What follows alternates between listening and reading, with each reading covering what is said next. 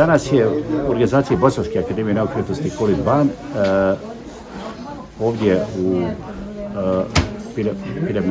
piramide Ravno 2, naš počasni član akademije, dr. Semir Josorović, održao jedno vrlo zanimljivo predavanje koje se zove Strategija ekonomskog razvoja i nova organizacija Bosne i Hercegovine.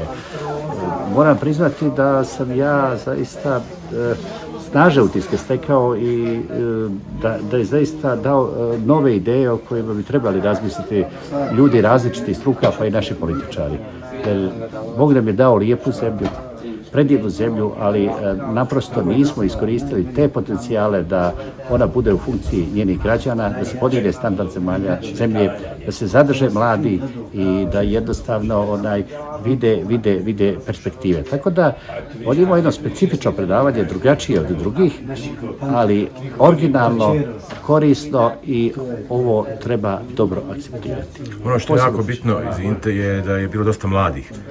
Dakle, studenata, što je jako, kažem, bitno. Jeste, pa dobro, pazite, na mladima svijet ostaje, što se kaže, i mladi su svježa snaga, neistrošena, ja bih rekao, zdrava fiziologija i mladi mogu mnogo toga uraditi ako im ovi koji su stari, da tako kažem, ostave prostora za djelovanje. To je ono najvažnije. Ako mlade ugušite, onda je to problem. Pazite, vi, da jedno stvar, sjeme padne između dva kamena i razbije kamen, nikne biljka.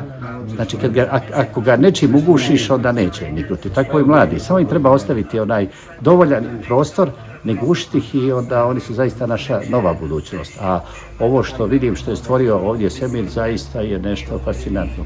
Kad bi svaki 100. građanin Bosne i Hercegovine nešto slično napravio, mi bi bili država blagostanja, mi bi bili istočno-evropska Švicarska. Eto, tako da ja sam jako zadovoljan i svi su bili zadovoljni.